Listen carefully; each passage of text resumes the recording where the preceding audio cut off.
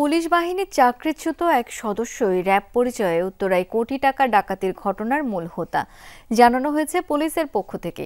দিনে দুপুরে এই ডাকাতির ঘটনায় ৫ জনকে গ্রেপ্তারের পাশাপাশি এখন পর্যন্ত উদ্ধার করা হয়েছে ৩৪ লাখ টাকা। ডাকাতির ঘটনায় আটককৃতদের মাঝে সেনাবাহিনীর অবসরপ্রাপ্ত এক সদস্য রয়েছে। শ্রীলঙ্কা আবারও রপ্তানিতে শীর্ষে।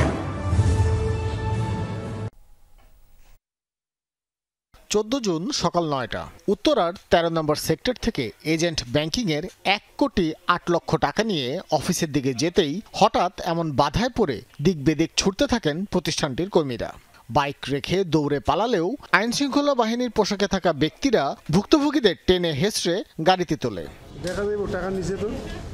ঘটনার ভিডিও সামাজিক যোগাযোগ মাধ্যমে ছড়িয়ে পড়লে শুরু হয় পুলিশের তৎপরতা। এমন ঘটনার ৫ দিনের মাথায় মূল পরিকল্পনাকারী সহ মোট ৫ জনকে গ্রেপ্তারে সক্ষম হয় পুলিশ। মূল পরিকল্পনাকারী তার নাম হচ্ছে গোলাম মোস্তফা ওরফে শাহিন। সে বাংলাদেশ পুলিশের চাকরিচ্যুত সদস্য।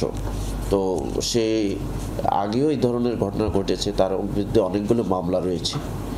আর সেনাবাহিনীর অবসরপ্রাপ্ত একজন সার্জেন্ট রয়েছে, নাম হচ্ছে শেখ মোহাম্মদ জালাল উদ্দিন ওরফে রবিউল। বয়স হবে 43-44 মতো। তো সে ক্যাপ্টেন পরিচয় দিয়ে সব জায়গায় চলতো আর কি, এই কাজ করতো। বৃহস্পতিবার দুপুরে এক সংবাদ সম্মেলনে জানানো হয়, ডাকাতির টাকা লুটের পর ভুক্তভোগীদের তুরাগ এলাকায় ফেলে রেখে আসা হয়। আমরা ওখানে জানতে পেরেছি 6 হতে 7 জন লোক গাড়িতে ছিল, হাইস মাইক্রোটিতে ছিল। তো তার মধ্যে 5 জন লোক নেমেছিল, 2 জন দাঁড়িয়ে ছিল আর 3 জন ওদেরকে ধরেছে র্যাবের কোটি পরিহিত। তো সেজন্য আমাদের কাছে প্রায়োরিটি ছিল গাড়ি উদ্ধার, টাকা উদ্ধার এবং লোক গ্রেপ্তার।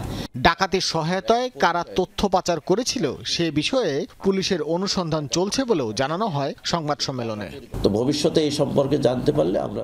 ভাস্কর ভাদুরী, যমুনা নিউজ, ঢাকা।